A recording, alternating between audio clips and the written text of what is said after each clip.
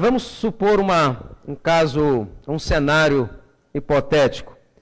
Vamos supor que se pudéssemos pegar uma pessoa com 1,70 m de altura, pesando 70 quilos, essa é a medida que se usa padrão na medicina, e se fosse possível retirar todos os órgãos transplantáveis, todas as substâncias que seu corpo produz, e colocá-los no mercado, quanto valeria um ser humano?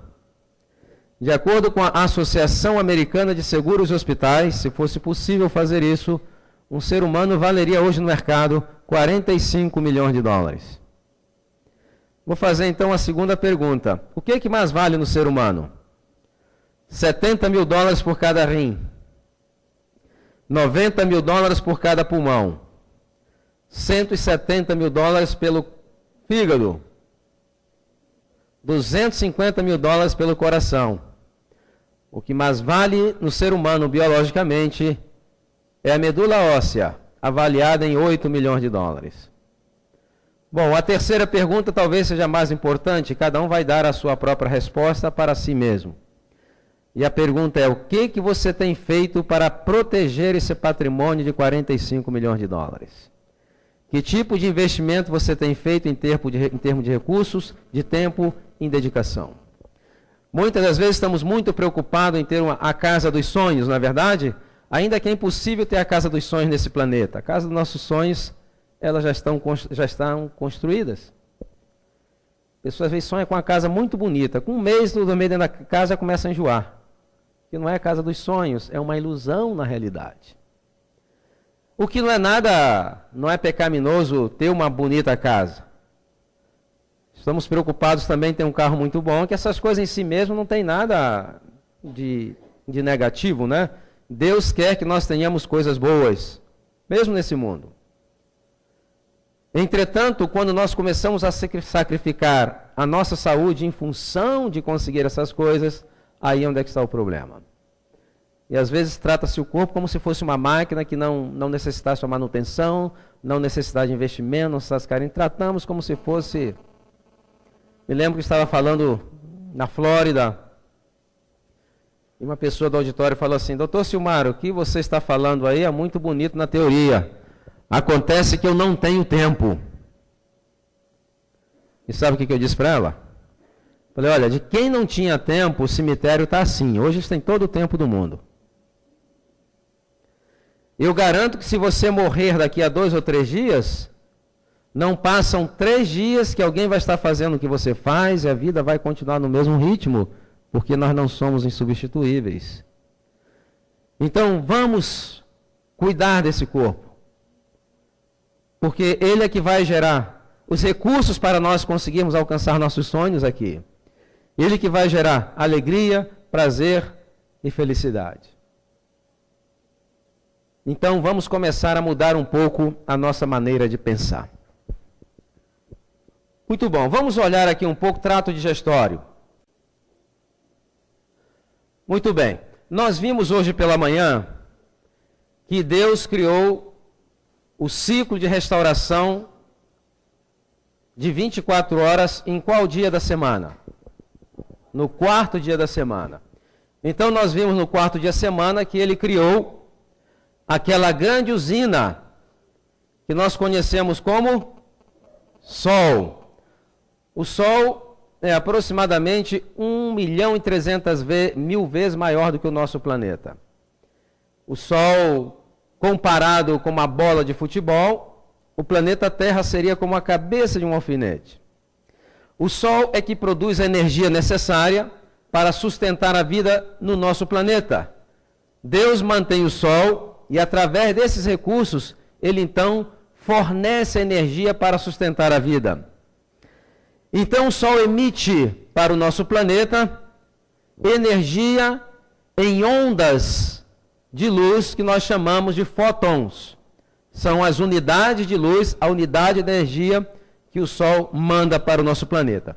E esses fótons, quando são emitidos no Sol, eles percorrem o espaço a 300.000 quilômetros por segundo, que é a velocidade da luz, e leva mais ou menos 8 minutos para chegar ao planeta Terra. Quando essa energia esses fótons chegam ao nosso planeta, eles são captados pelas folhas das plantas verdes. Somente as plantas verdes é que têm a habilidade de captar essa energia eletromagnética. As plantas de outras cores não captam o que elas fazem, elas acabam refletindo os espectros de luz que vêm do Sol. Por exemplo, se você tem uma folha vermelha, por que ela é vermelha? Porque ela está refletindo o espectro vermelho. Se ela for azul, porque é azul. Se for amarelada. Mas as plantas verdes elas não refletem, ela absorve. Ok? Então, dentro dessas folhas verdes, existem pequenos transformadores que não são visíveis a olho nu. E a finalidade desses transformadores é transformar aquela energia eletromagnética em energia química. E esses transformadores, nós conhecemos ele, talvez lá desde o estudo ainda no fundamental, na 4ª série, que vem aqui dentro, nós conhecemos como cloroplastos. Clorofila já é outra coisa. Cloroplastos.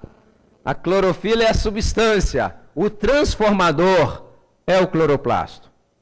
Então, esse transformador pega a energia do Sol e aí faz o seguinte, com aquela energia, a planta vai usar, aqui é outra coisa interessante, a planta pega, por exemplo, 1000 unidades de energia, ela só usa 900 unidades, e ela pega 100 unidades e dá o dízimo dessas 100 unidades. Ela pega 900 unidades para seu crescimento e metabolismo, e aí então ela pega o dízimo e armazena em alguma forma. Mas para que ela armazena esse excedente? Para alimentar homens e animais. Então, em todos os níveis de cadeia de energia, essa energia ela é dizimada. Ele pegou 1000 unidades, por exemplo, ele não usa as 1000, usa 900 e armazena quanto? 100. Então, com essa energia, essa planta vai pegar o quê?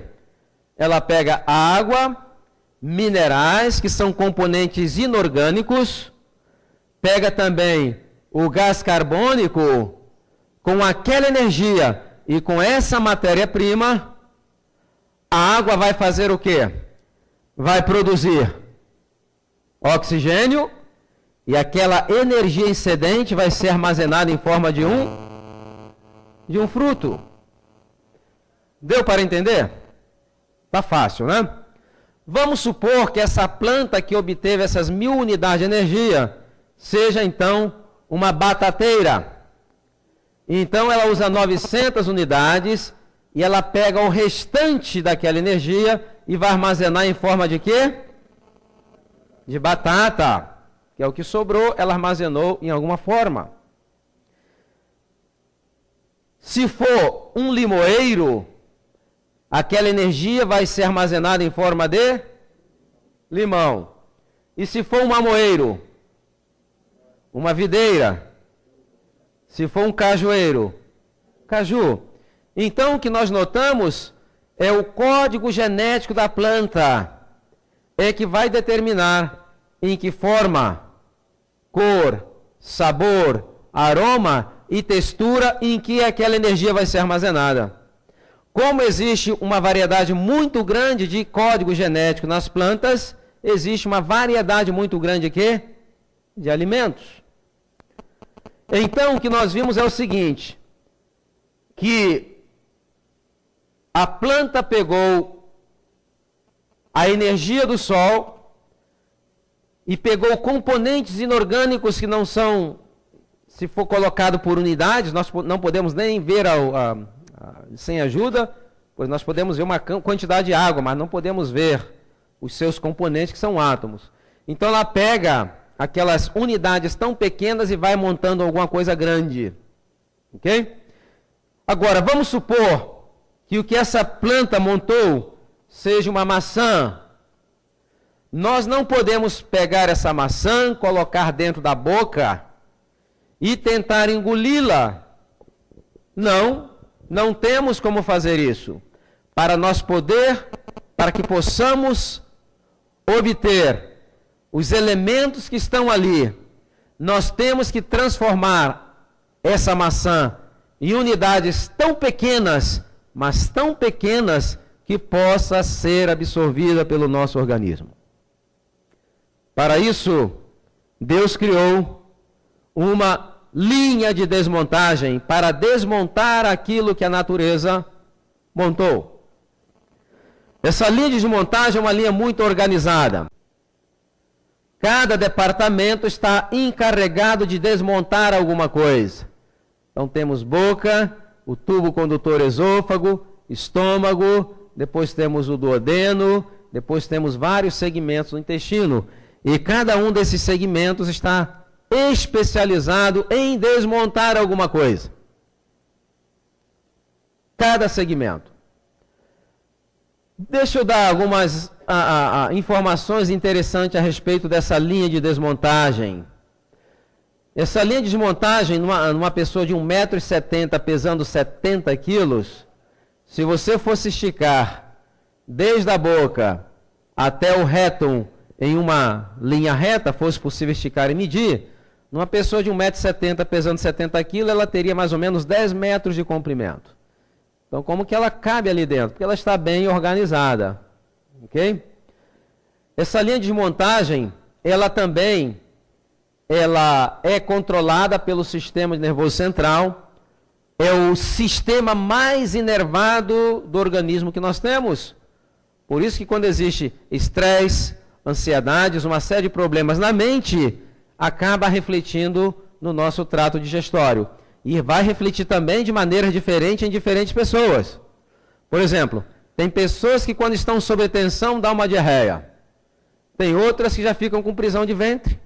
Não é verdade? Então, essa resposta ela vai ser diferente em diferentes pessoas.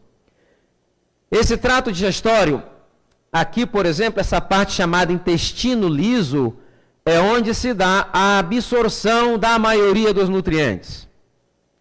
Esse intestino liso, se você fosse cortá-lo e medir a sua área, ele teria apenas meio metro quadrado. Entretanto, o grande engenheiro do universo, ele colocou dentro daquele intestino ali estruturas que nós conhecemos como vilosidades. O que são vilosidades ou vilos? São projeções parecidas com um carpete bem felpudo, que tapetiza aquela parte interna do trato do intestino liso, e essas estruturas acabam transformando a área de absorção de meio metro quadrado para uma área de absorção de 250 metros quadrados, equivalente a uma quadra de tênis. Por isso que essa área ela é muito bem vigiada, porque é a maior área que coloca o ser humano em contato com o mundo exterior, muito mais que a nossa pele. Por isso que ela é muito bem vigiada, e aproximadamente 60% dos linfáticos estão distribuídos aqui. Por quê?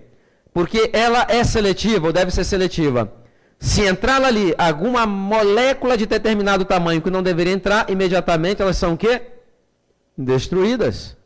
Então é muito bem vigiado o nosso trato digestório. Aqui tem uma pequena estrutura. Essa estrutura chama-se apêndice.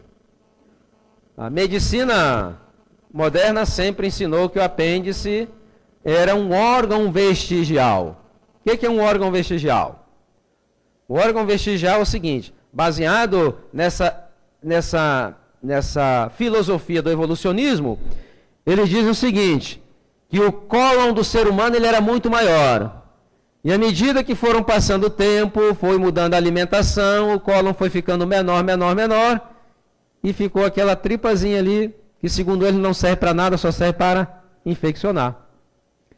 E baseado nessa filosofia, foram feitas milhares e milhares, eu creio que centenas de milhares das chamadas cirurgias profiláticas. O que é cirurgia profilática? Bom, O cirurgião abre o indivíduo para operar uma coisa. E ele diz o seguinte: eu já estou aqui, eu já aproveito e levo também um apêndice, porque isso não serve para nada, só serve para infeccionar. Entretanto, nos últimos 15 anos, o que nós descobrimos? Na realidade, esse apêndice não tem nada a ver com o órgão vestigial. Ele é um posto avançado, é um tecido linfóide, e ali estão células de defesa do nosso organismo, que vai fazer o quê? Número 1, manter a nossa flora intestinal no número ideal para que não se multiplique de maneira desordenada e possa trazer enfermidades. Número 2, vigiar se existe a presença de alguma bactéria patogênica para imediatamente destruí-la. Então, uma parte importante do nosso sistema imune. E hoje já se sabe que pessoas que tiraram o apêndice, eles têm de 3 a 5 vezes mais chances de desenvolver problemas inflamatórios no intestino ou também desenvolver câncer do cólon. Por isso que essas pessoas precisam cuidar muito mais, porque o seu posto avançado de defesa não está funcionando. Logicamente que quando existe uma infecção, é uma emergência médica, tem que operar, não tem jeito.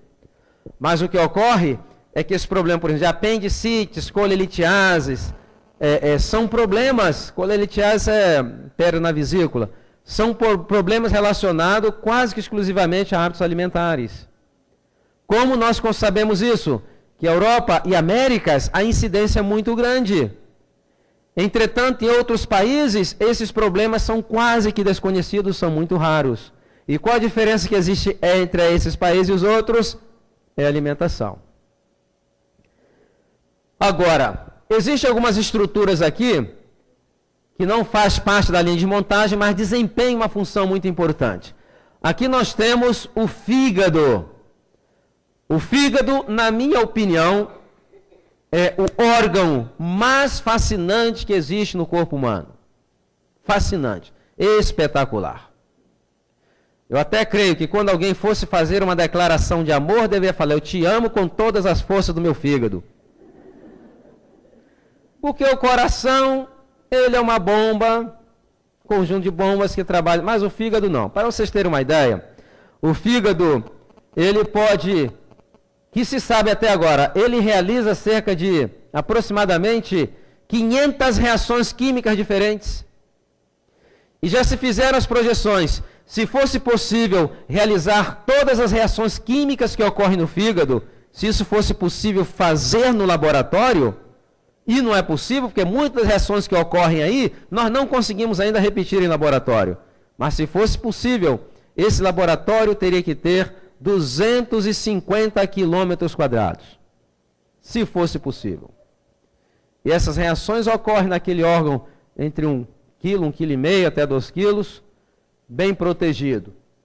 O fígado, ele é o que faz o trabalho duro metabólico do nosso corpo. É ele que contribui para neutralizar substâncias tóxicas a cada momento.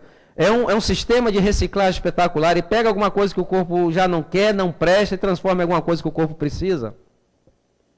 O fígado, ele é tão espetacular que você pega e retira 2/3 dele, espera alguns meses, ele volta novamente a crescer. Ele se auto-regenera.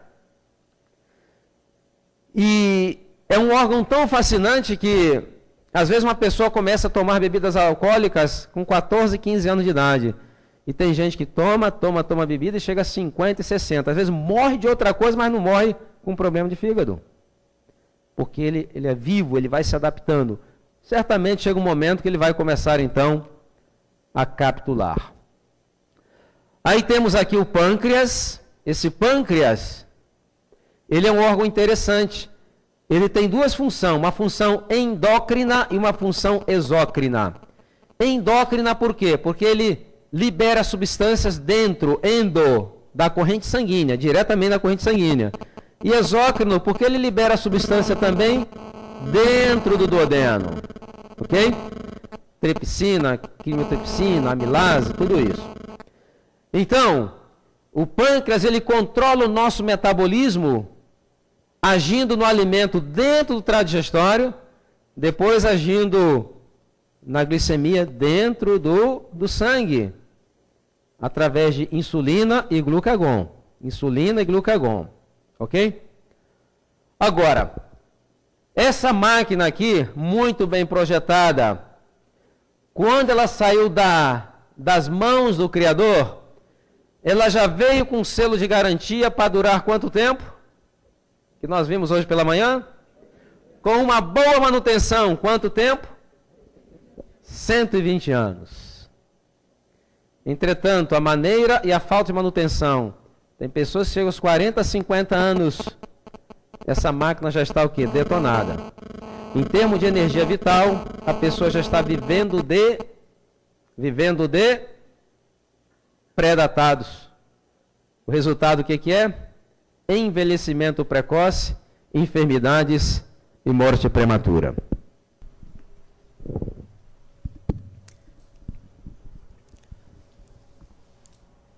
E o que ocorre hoje? Ocorre que existem alguns hábitos que vêm dentro daquele sistema porque está provado cientificamente. Hoje, com a ciência que existe, você pode provar qualquer coisa. E o que ocorre é que, eu mencionei nessa manhã, dos interesses corporativos. Então, alguns anos, o que é 15 anos atrás aproximadamente, começou a fazer estudos, pesquisas. E aí chegaram à seguinte conclusão: bom, quanto intervalo curto maior você come, é melhor para a saúde. E foram estudos patrocinados pela indústria dos alimentos. Então isso ganhou a mídia e hoje nós temos nossas universidades aconselhando as pessoas a comer em intervalo mais curto, porque vai parar o metabolismo, vai ajudar a reduzir o metabolismo, aquela coisa toda. Desconsiderando o atropelo que é em todos os outros processos fisiológicos, nós vamos ver aqui. E vamos ver fisiologicamente por que isso é errado. E notem, nunca se comeu tanto na história moderna dos seres humanos e nunca se viu tantas pessoas cansadas, esgotadas, fatigadas, deprimidas e doentes, porque o mesmo hábito de comer muito em intervalos curtos de tempo não somente drena a energia física do indivíduo, mas também a sua energia física, mental e a sua energia emocional. Então, o pâncreas, por exemplo, com uma boa manutenção, quanto tempo deveria durar? De acordo com o manual. 120. Aqui está o manual, não é? Se a gente seguir esse manual, é que ao longo do tempo já se perdeu muito, né? O problema é que manual é uma questão de cultura. Eu lembro que eu morava em Nova York, eu gostava de passear naquelas lojas de eletrônico, e aí via, por exemplo, o japonês, o oriental, normalmente, quando ele vai comprar um produto eletrônico, primeiro lá, ele pede para dar uma lidinha no manual. Ele dá uma lidinha no manual e vê se ele compra ou não. O americano, ele compra um aparelho, leva para casa, e lá ele abre e vai ver o manual. E o brasileiro, ele queima o aparelho e depois está perguntando onde é que eu deixei aquele bendito daquele manual, na verdade.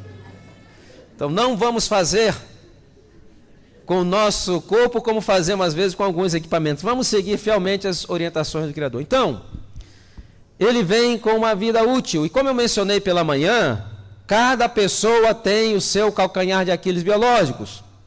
E tem pessoas que têm o seu calcanhar de Aquiles biológico, o que é? É o pâncreas.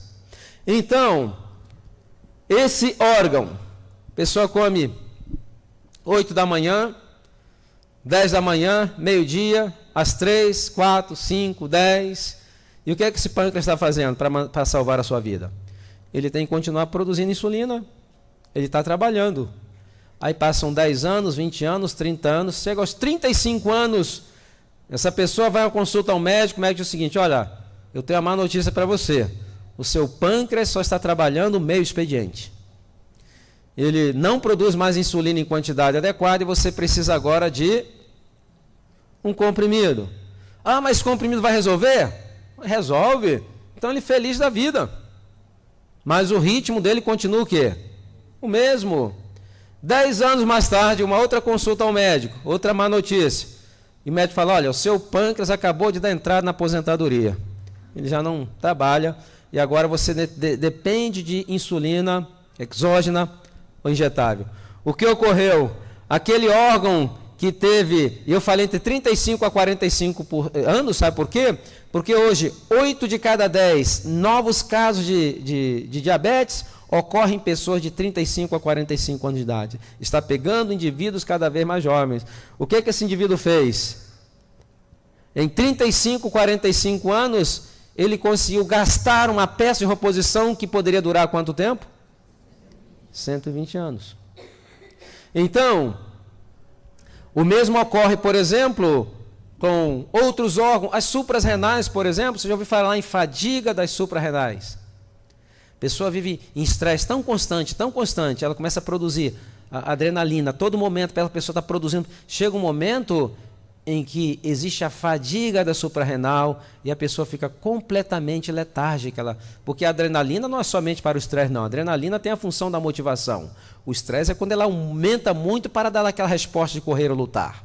Mas nós precisamos dela para ter uma certa motivação. Se não houver produção de adrenalina em quantidade adequada, a pessoa fica apática, letárgica. Eu já encontrei muitas pessoas assim. Por quê? Porque aquela peça que deveria durar 120 anos, a pessoa conseguiu anular.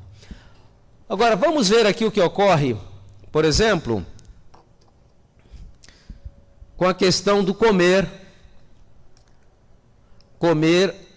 intervalos muito curtos de tempo. Então, aqui é o esôfago, estômago. Vamos ver aqui, por exemplo, quando você começa a mastigar algo, nós temos lá a nossa linha de desmontagem. Então, essa linha de montagem, ela começa na boca.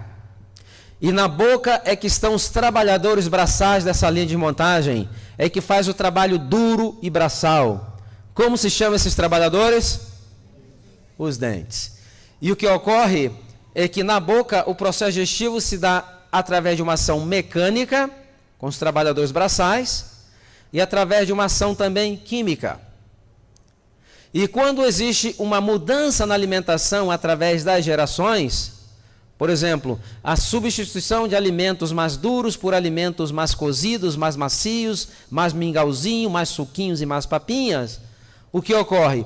Pela lei do uso e desuso, começa a haver uma degeneração dos dentes.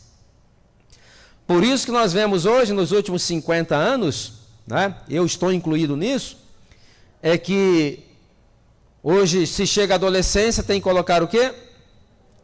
Por quê? Porque os dentes estão completamente fora. Por que estão fora? Ele está se adaptando ao tipo de dieta que a pessoa está tendo. Então, o alimento aqui deveria ser muito bem mastigado e se dá preferência a alimentos mais sólidos. Os alimentos sólidos vão manter a saúde dos trabalhadores braçais e também toda a saúde do trato digestório. Hoje, por exemplo, tem pessoas que nascem sem espaço para o dente ciso. Tem algumas nascendo já sem o dente ciso. Mas por que está sem espaço? Se na planilha do Criador estava o espaço lá, o que nós fizemos com esse espaço? É que os dentes cisos são conhecidos fisiologicamente como mastigadores de nozes e sementes. Você pega, por exemplo, uma noz, você não mastiga com os dentes da frente, mastiga? Automaticamente a língua o que faz? Joga lá para os dentes de trás, onde existe uma maior o quê? Uma maior tração, uma maior força. Entretanto, nos últimos 50 anos, essas gerações não mastigam mais nozes e sementes, e através da lei do uso e desuso, o que aconteceu? Ele atrofiou. Agora, se eu voltar a mastigar nozes e sementes, será que ele vai aparecer de volta? Não. A Bíblia diz que leva 3 gerações para você recuperar uma função genética que foi perdida. Diz que persegue a maldade dos pais nos filhos até a 3ª, mas ele também diz o quê? Faço misericórdia a milhares que me amam e cumprem os meus mandamentos. Então, se você começar a ensinar o seu filho, aí vai novamente voltar. E existe aquela questão de pensar que a questão dos dentes é problema de cuidado com os dentes. Lá nos Estados Unidos, existem supermercados em que existem verdadeiros corredores para produtos para o cuidado, para a higiene oral. existe 2 ou 3 escovas para cada dente. Uma parafernália incrível. Se você for usar tudo aquilo, tem que estar aposentado, porque não vai sobrar tempo para fazer mais nada. Entretanto, apesar de toda essa parafernália, existe lá um índice de 300 cáries para cada 1.000 habitantes. E aí você vai a alguns países da África, ou algumas ilhas lá das Polinésias, e vem aquelas pessoas te cumprimentarem com aquele sorriso perfeito, branco, e você pergunta, quantas vezes você escova os seus dentes por dia? E pasmem, a maioria nunca nem viu uma escova de dente na vida. Índice de cáries, 3 cáries por cada 1.000 habitantes. Então, na realidade, o cuidado que nós fazemos com os dentes, se não fosse os odontologistas, as pessoas chegariam a 24, 25 anos, já estaria todo mundo banguelo. O que estamos tentando fazer, o que se faz é atrasar esse processo de deterioro, que não é questão de higiene somente, é uma questão sistêmica. Uma mastigação pobre, com alimentos que necessitam mastigação vigorosa, provoca deterioro das gengivas, e aí provoca-se enfermidades periodontais, que vai se alojar ali bactérias, que vai disseminar focos infecciosos através de todo o organismo, em alguns casos levando até endocardites. Começa aqui e é disseminado através de todo o organismo. E aí chega um momento que esses trabalhadores braçais, quando eles não são estimulados, eles vão ficando preguiçosos. Eles vão ficando preguiçosos, o que acontece? Cáries dentares, perda de dentes, problema de oclusão. Uma pessoa toma hoje uma vitamina pela manhã, depois um sanduichinho, um suquinho, uma papinha, somente coisas cozidas, aquilo vai se adaptando de acordo com a dieta do indivíduo. É baseado na dieta. Ok? Por que, por exemplo, que os chineses têm aquele dentinho meio para fora? Aquilo é ideal para comer arroz com aquele palitinho. E eles têm feito isso por centenas de anos, ou milênios na realidade. Nós vamos nos adaptando, ok? Agora, de vez em quando alguém fala, doutor Silmar, eu estou me alimentando muito bem. De manhã eu coloco no liquidificador, fala com todo orgulho, né? Banana, mamão, castanha de caju, ração humana, leite de soja. E aí eu tomo aquilo de manhã e me sinto muito forte. E sabe o que eu digo? Forte não, você deve estar cheio de gases, cheio de distensão abdominal, né? Por quê? Banana, mamão, cereais, onde deveria começar a digestão? Na boca. E o que aconteceu com aquilo que ele bebeu? Foi direto, passou sem digestão. Então, mesmo os sucos e vitaminas deveriam ser mastigadas, desgustadas e saboreadas. E aí o que ocorre? Ele tomou, e aquilo ali então vem, passa o estômago, ele tem 2 portões. O primeiro portão chama-se válvula gastroesofágica, e o segundo portão chama-se válvula pilórica. Quando você começa a mastigar alguma coisa, imediatamente esse portão de baixo ele fecha. Por quê? Seu estômago produz, ele tem uma outra ferramenta. A ferramenta desse departamento da boca, a principal chama-se amilase, que é especializada em desmontar amidos. No estômago existe outra ferramenta, porque é um outro departamento. Esse departamento, a ferramenta principal, chama-se ácido clorídrico, que vai desmontar proteínas em aminoácidos. Ok? Então, quando você começou a mastigar, o piloro fechou. Por que fecha? Porque aqui produz ácido. O estômago, ele tem uma capa, que é uma geleia branquiçada, nós chamamos de mucosa. Essa capa não permite que o ácido que ele produz digira o próprio tecido do estômago. Entretanto, o duodeno não tem. Se esse piloro fica aberto, à medida que ele vai começando a se movimentar para misturar o alimento ao suco gástrico, pode vazar para o duodeno, e aquilo ali vai provocar o quê? Uma úlcera gastroduodenal, porque o duodeno não conta com essa proteção. Então ele tem que estar bem fechado. E aí chegou aquele suquinho, aquela papinha que tomaram de manhã. Quando chega no estômago, há uma reclamação. Eles colocam a mão para trás e falam, esse pessoal lá em cima, que trabalho estranho estão fazendo. Nós não temos essa ferramenta aqui. Não temos, como é que nós vamos fazer isso? E aí o estômago o que faz? Manda um e-mail de reclamação para o departamento de controle de qualidade, que é o cérebro. O cérebro fala, então fazer o seguinte, então ele manda impulsos elétricos para provocar contrações na parede do estômago, na tentativa de devolver para a boca aquilo que não foi desmontado corretamente. E aqui nós já vemos o que? Está lançados os fundamentos da refluxo gastroesofágico, que hoje é uma epidemia. Eu até digo, 11 de cada 10 pessoas que eu converso, diz que 11 de cada 10 tem problema de refluxo, porque não está mastigando como deveria mastigar. Quando se ingere uma coisa que é muito tóxica, essas contrações são tão violentas que a pessoa então vomita. Mas acontece que esses alimentos não são altamente tóxicos. Então aquela contração não tem como fazer vomitar. Mas a pessoa sente que o alimento vem. E quando ele vem misturado com o quê? Com ácido clorídrico. E o esôfago não tem também aquela proteção. E o que ocorre? O ácido começa então a queimar o tecido do esôfago, que pode levar a médio a longo prazo uma incompetência da válvula gastroesofágica, pode levar a uma calásia, pode levar a esofagites e, em casos mais extremos, ao câncer de esôfago, que é um câncer muito agressivo, do diagnóstico ao óbito, aproximadamente 6 meses. Então, a mastigação ela é muito importante. E quando ela chega aqui, aí o estômago vai poder cuidar da sua parte. Qual é a sua parte? Desmontar polipeptídeos, ou seja, desmontar proteínas em unidades chamadas aminoácidos, que vai fazer parte do estoque de aminoácidos do organismo, onde ele vai usar aquele aminoácido para sintetizar aquilo que ele precisa. Agora, chegou no duodeno. Quando o alimento tem muita gordura, que ele chega no duodeno, aqui nós temos uma glândula debaixo do fígado, chamada o quê? Vesícula.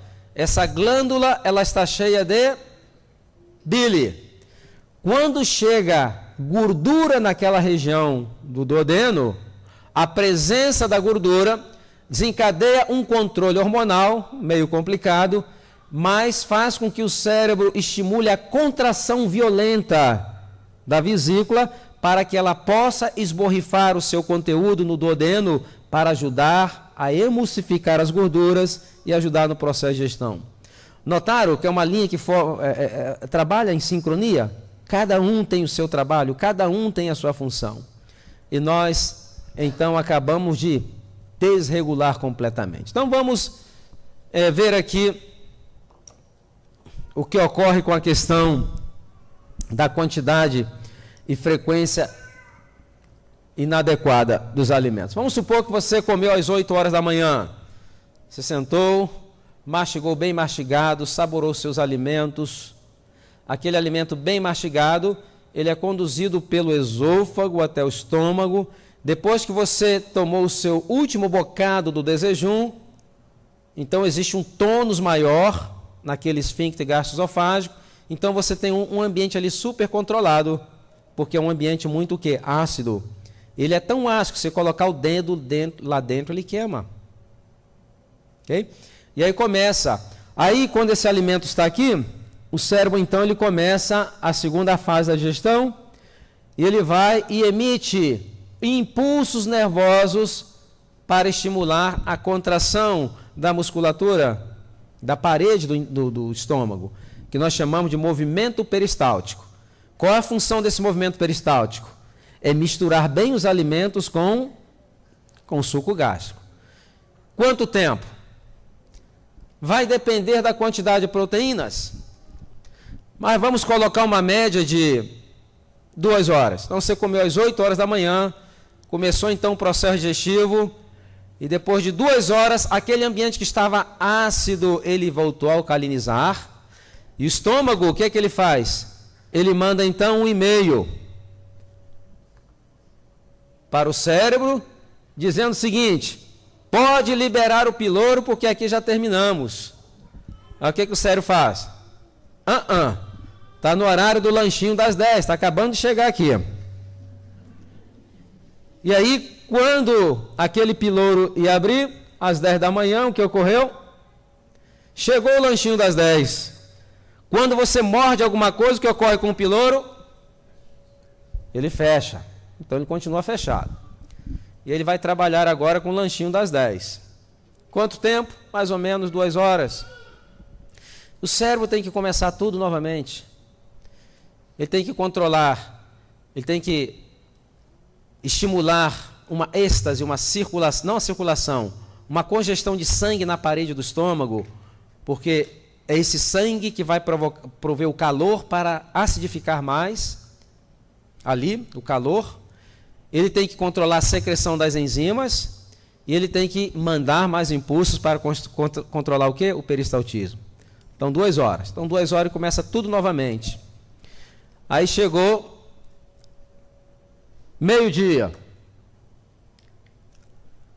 Meio-dia voltou a alcalinizar aquele ambiente e novamente mandado uma mensagem. Libere esse pilouro. Só que horas são? Meio-dia. Vem outra mensagem e fala, rapaz, você não sabe o que está chegando aqui agora. Aí começa a cair, né? Perna de frango, bife, macaxeira, dependendo da região, na verdade, arroz, feijão. Quanto tempo agora para o almoço? Normalmente o almoço ele é mais rico em proteínas. Então não vai ser somente 2 horas. E aí quando chega o almoço, o que o cérebro tem que fazer? Ele tem que fazer tudo de novo. Provocar uma congestão de sangue aqui na parede do estômago. Ele tem novamente que mandar impulso elétrico para o peristaltismo. Ele tem que controlar tudo isso.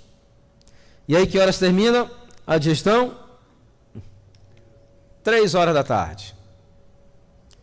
Agora, uma pergunta. Aonde que está o seu desejum ainda? Ou parte dele? Ele tentou sair várias vezes, você não deixou, não é verdade? O que aconteceu com esse desejum? Ele já não é mais um alimento, ele é um veneno.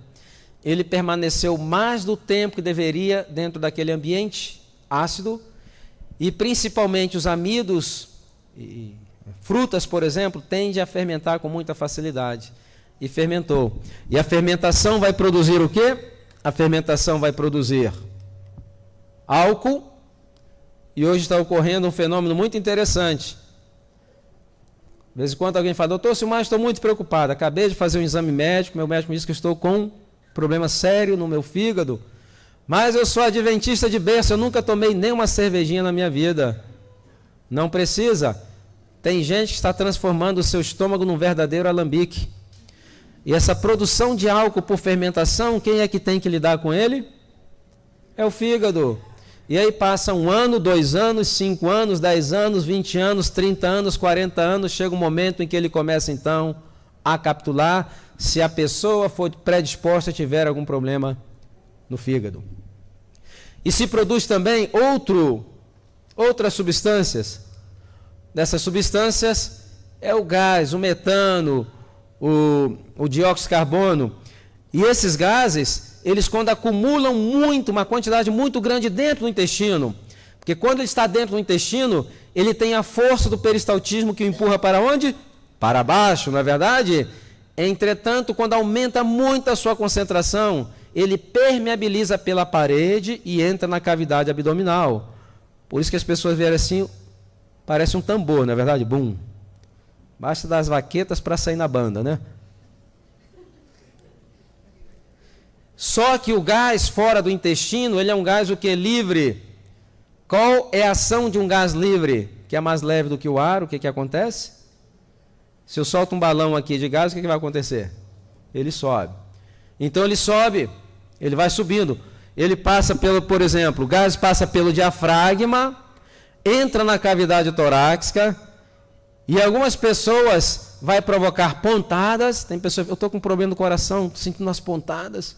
Outros sentem até palpitação, que algumas pessoas, esses gases podem alterar o marca-passo do coração. E às vezes ficam preocupadas, vão fazer um exame com um cardiologista, e chega no momento do exame, por azar do indivíduo, deu uma alteração, ele já sai tratando ali uma enfermidade que não existe. Mas os gases continuam subindo. Vai subindo, subindo. Quando chega na abóboda craniana, aqui, porque ele vai permeabilizando através das estruturas, ele não tem mais como subir. E em pessoas predispostas, o dióxido de carbono ele tem um efeito também vasodilatador, ele provoca vasodilatação. Ele provoca a vasodilatação das artérias do cérebro, levando essas crises chamadas crises de enxaquecas. E aí a pessoa toma uma série de medicamentos para a cabeça, ela está atirando no lugar errado. O problema está onde? O problema está no intestino. Grande parte desses problemas de enxaqueca são controlados quando se controla os processos fermentativos intestinais. Eu tenho visto na minha experiência, mais de 15 anos, pessoas que sofriam com isso. Nem todos, mas a maioria. Em medicina não existe 100%, não é uma ciência exata. Mas a grande maioria desses problemas está relacionado com o quê? Fermentações intestinais. E aí alguém fala assim, não, doutor Silmar, isso aí o problema isso é hereditário, porque a minha mãe tinha, a minha avó tinha. Eu falei, é verdade, você come igual a sua mãe comia, igual a sua vovozinha comia. Então, nós não herdamos a maioria das enfermidades, herdamos os hábitos. E aqueles hábitos que adoeceram nossos pais, vão nos adoecer também em idade cada vez mais jovens. Agora, qual intervalo deveríamos dar entre as refeições? Pelo menos quanto tempo? 5 horas, né? E de onde veio essas 5 horas? Foi assim? Primeiro, as glândulas que produzem enzimas digestivas no organismo, elas trabalham no ritmo chamado pulsátil. O que é um ritmo pulsátil? Elas trabalham no ritmo onde existe um período para as vesículas encherem, existe o esvaziamento e ela precisa de um tempo para voltar a encher e ter em quantidade suficiente. Por exemplo, você passou a noite toda sem comer, dormindo.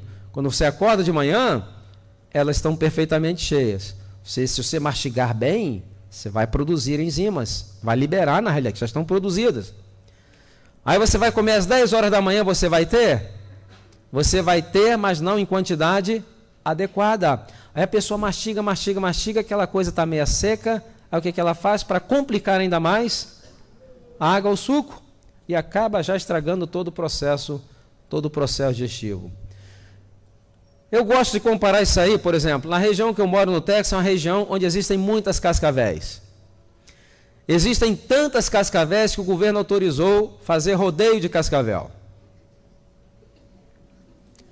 Se você for em San Antônio, El Paso, você pode pedir um prato de cascavel por $35. É uma região onde existe muito gado. O maior produtor de gado lá da região está no Texas, no norte. E esses animais dão muito prejuízo ao gado. Então o governo autorizou um controle indireto da população de cascavéis. E são animais de sangue frio. Então quando a temperatura às vezes cai muito, eles buscam lugares quentes. O ano passado, em janeiro, na fronteira do Arizona com o Texas, teve uma escola que teve que fechar por uma semana. Sabe por quê? Infestadas de cascavéis. Então, por exemplo, temperatura caiu, elas vão procurar algum lugar quente e às vezes pela manhãzinha, pedras absorvem calor, não é? Elas buscam no asfalto, muitas são mortas porque buscam lá e vem os carros e acabam matando. E na garagem da sua casa, você chegou com um carro, por exemplo, desligou o motor, mas o motor permanece o quê? Quente. E dizem que elas têm detetoras de temperatura que vão buscar esses lugares mais quentes. Através de detetores de temperatura que elas também encontram suas presas, através do calor produzido, não é? Dizem. Então existem muitos acidentes com esses animais. Então, na emergência lá existe um protocolo. O protocolo é o seguinte: uma pessoa foi picada por uma cascavel. E as picadas sempre são nas extremidades inferiores ou superiores. É onde você pisa, onde você se agacha para pegar alguma coisa. E vamos supor que você teve uma picada na mão esquerda, mais ou menos aqui. Então, quando se chega na emergência, o protocolo é o seguinte: o médico que está atendendo, ele pergunta: a que hora ocorreu isso? Você fala: doutor, foi há 1 hora atrás. O que ele faz? Ele pega uma caneta piloto e faz um círculo em volta da marca daquela picada, mais ou menos 3 centímetros de distal. e coloca você em observação por 2 horas. Em 2 horas, ele quer determinar se aquela picada for uma picada seca ou se for uma picada molhada. Mas o que é picada seca e picada molhada? Picada seca e molhada é a seguinte: vamos supor que uma cascavel me pique, entretanto, para minha sorte, 1 hora antes ela havia picado um coelho, esvaziou as vesículas que armazenam a neurotoxina e não houve tempo para produzir e armazenar em quantidade suficiente para me dar uma reação sistêmica. Então aquilo vai ser uma reação local. Se em 2 horas o médico for observar e a reação da neurotoxina está dentro daquele limítrofe, é porque foi uma picada seca. Entretanto, se aquela reação começa a passar por aquele limítrofe, é que foi uma picada molhada. E aí tem que se dar todo o tratamento de apoio. Se dá o soro antiofídio, tem que ter preparado o sistema de ventilação mecânica, tem que alertar cirurgiões, porque às vezes a reação tem reações tão violentas que começa a inchar, e o que ocorre? A inchação começa a comprimir os vasos dentro, levando a uma síndrome chamada compartimental, que aí previne a circulação de sangue, aquilo necrosa muito rápido, então o cirurgião tem que fazer incisões longitudinal para poder aliviar a pressão e manter então a irrigação sanguínea daquela região. E o soro antiofídio? Agora, algumas pessoas no Brasil me perguntam, e por que não dá o soro antiofídio assim que a pessoa chega na emergência? É muito simples. Uma grande parte da população morre do soro e não morreria da picada. Muitas pessoas têm reação adversa ao soro. Então, o que está vendo é risco-benefício. Se for uma reação sistêmica, vale a pena o risco de dar o soro, porque o caso dele vai ficar um caso grave. Se não for, podemos se observar, e se for uma picada seca, 2 horas depois, trata aqui localmente, manda a pessoa no dia seguinte ver o seu médico da família, e continua assim. Então, o que nós estamos querendo ver é risco-benefício. Então, na realidade, trabalha mais ou menos assim. Existe um momento em que está enchendo, armazenando nas vesículas, existe aquele esvaziamento e necessita-se também um tempo. Por isso que a pessoa fala, mastiga, está seco. Claro, ela está mastigando toda hora. Mas, entretanto, tem pessoas que não param aí às 3 da tarde, outras 3h15, não é? Começa a comer de novo, 5, 6, 7. Outros chegam em casa às 9 horas da noite, preparam aquele lauto jantar, aquele banquete, e alguns se sentam assim com toda a solenidade frente para as vítimas, que pode ser um frango, um bezerro, alguma coisa, e aí parte para o ataque. Vocês lembram que eu mencionei pela manhã a questão do ciclo que está dividido na fase clara e na fase escura? Quando o sol se põe, o cérebro começa a liberar na corrente sanguínea uma substância chamada melatonina. O que é melatonina? Melatonina é um relaxante muscular. Esse relaxante muscular está preparando você para dormir ou para um banquete? Para um banquete. Entretanto, 9 horas da noite, na realidade essa melatonina penetra também na musculatura, porque o trato digestório é composto de várias capas musculares que recebe a ação da melatonina. Então, quando você começa a comer de noite, o cérebro fala, eu não acredito, não é possível. Porque agora o que vai ocorrer? Ele vai ter que ter um esforço muito maior, porque ele vai ter que estimular tecidos que estão sob efeito de um relaxante muscular. Então, vai ser um trabalho duro, que vai arrastar-se até altas horas da noite, e aí vai vir um fenômeno. Às vezes a pessoa esteve na cama 10 ou 12 horas, entretanto, quando acorda no dia seguinte, está pior do que quando foi dormir. Sabe por quê? Porque você nunca chegou a uma profundidade de sono que pudesse reparar aquele cansaço. Isso é acumulativo. E aí ela tem que acordar no dia seguinte, que ela precisa trabalhar ou estudar ou fazer alguma coisa. Ela não tem força. Mas ela começa então a usar aquele fundo de energia vital, lembra? E ela vai gastando, 40, 50 anos já está em bancarrota. O resultado o que é? Envelhecimento precoce, enfermidades e morte prematura. Por quê? 10h30 até 2 horas da manhã é o horário nobre do sono. Nesse horário, o cérebro deveria estar reparando aquele desgaste que você teve durante o dia, em uma das fases do sono. Existe um momento do sono chamado movimento rápido dos olhos, onde o cérebro começa a disparar cargas elétricas. Ele dispara essas cargas elétricas para checar todos os cabos elétricos, todos os tecidos, para ver como é que está, o que precisa. E como os olhos possuem nervos ópticos que estão atrás e que tem um calibre muito grande, essas descargas elétricas provocam o olho do indivíduo de um lado para o outro numa velocidade muito grande. Ainda bem que a pessoa está com o olho fechado, né? Que se um esposo ou uma esposa olha, aquilo está assim, ela sai correndo, né? Enlouqueceu. Então é uma velocidade muito grande. Quando é detectada alguma lesão, já vem uma informação para o cérebro. O cérebro já sabe onde está a lesão, ele já sabe que tipo de hormônio ele tem que produzir para estimular determinadas células, para estimular a produção de proteínas específicas para reparar aquilo que foi desgastado, para que no dia seguinte você possa recuperar, acordar totalmente recuperado.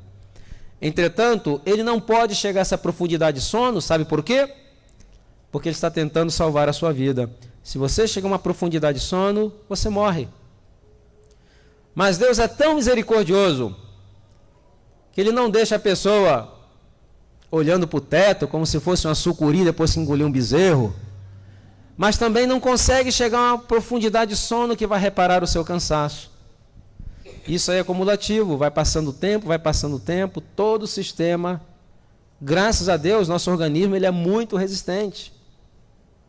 Ele se recria, porque senão nossa expectativa de vida seria então muito menor.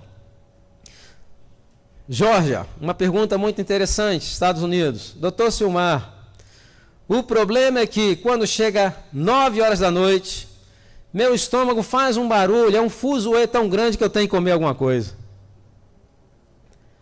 Eu falo, não, a senhora está com problemas de interpretação, seu estômago está toda noite pedindo a misericórdia, ele está dizendo, hoje não, por favor, dá um tempo. Todas as noites ele recebe aquela surra. E todas as noites é a maior correria. Se botasse um endoscópio, o que vai vir hoje, o que vamos fazer, aquele desespero lá dentro. Eu falei, faça o seguinte, quando a senhora escutar aquela comoção interna, pegue um copo de água bem fria e vai tomando aos goles, aos pouquinhos. Mais ou menos aí uns 20 minutos tomando água. Já vai mandando uma mensagem para o estômago, olha, hoje vocês estão poupados. Meia hora depois, a senhora come uma fruta doce. Eu falei, não é fruta aí doce, é fruta doce.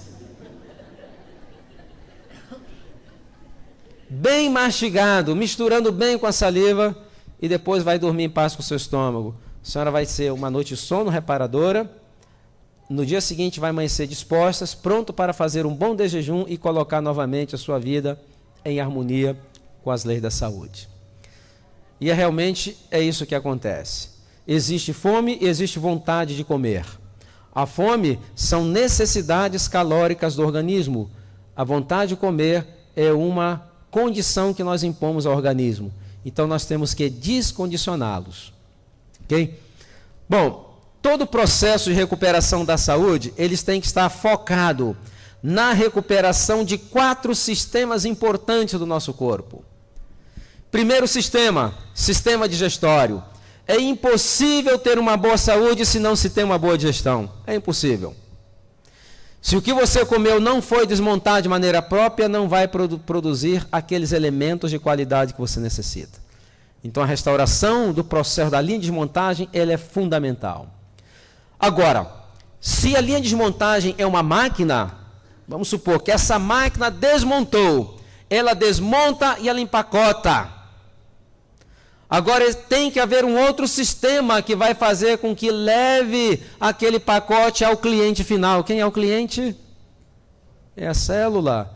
Então necessitamos de outro sistema, chamado sistema o quê? Circulatório. Então, a restauração do processo circulatório também é fundamental. E aí o que ocorre? Depois que aquela célula utilizou, né, aquela matéria-prima que chegou até ela de qualidade, sempre vai haver o quê? Dejetos que têm que ser eliminados.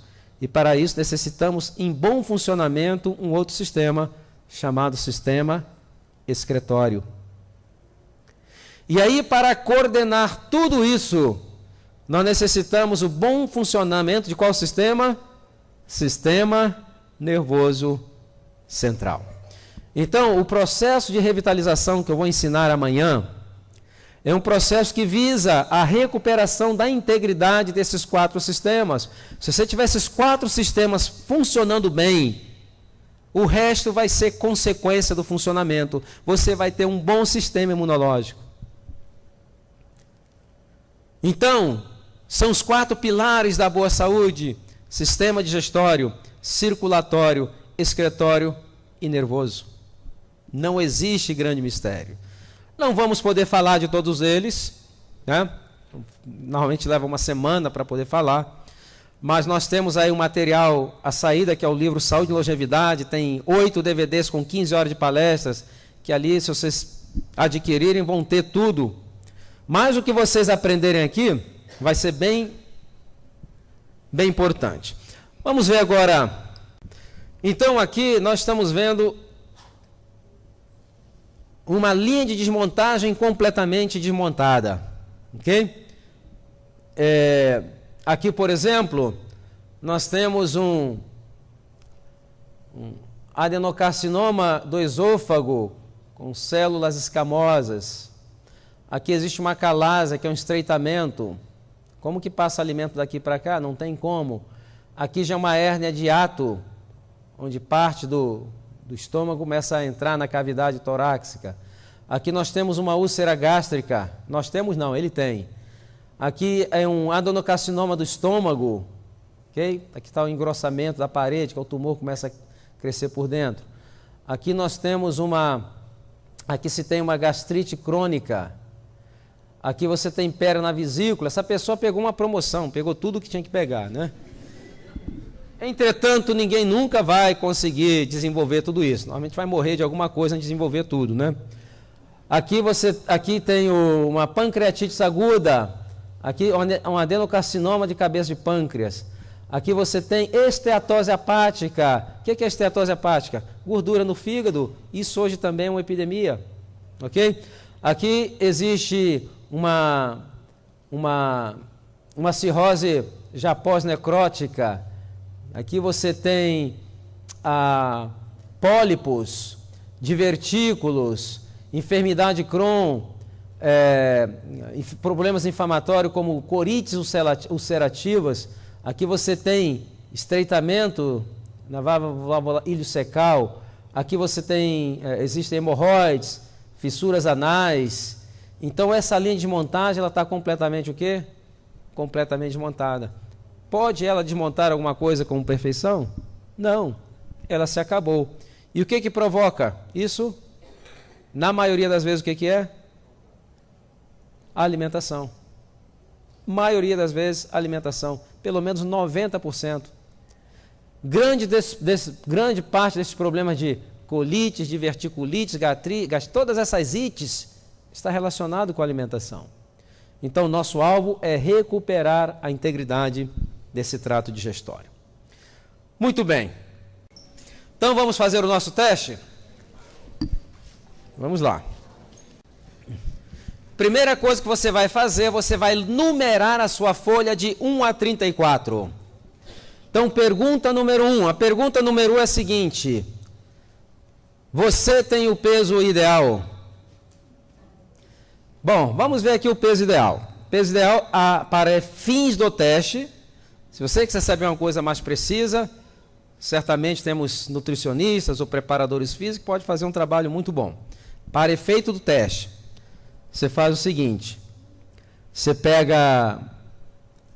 Isso aqui é uma fórmula um pouco complicada. Então conseguimos uma fórmula um pouco melhorzinha. Por exemplo, uma pessoa de 1,45 m você pega o centímetro do seu peso e transforma em quilos. Se uma pessoa tiver 1,70 m, ela vai pegar quanto e transformar em quilos? E se ela tiver 1,69 m, vai transformar quanto? E se for 1,55 m? Então deu para entender. Aqui uma pessoa com 1,45 m, bem alta, né? Dá para notar. Então, o que você vai fazer? Vai fazer o seguinte: você pegou os centímetros da sua altura e transformou em quilo. Você pode somar 5 ou diminuir 5.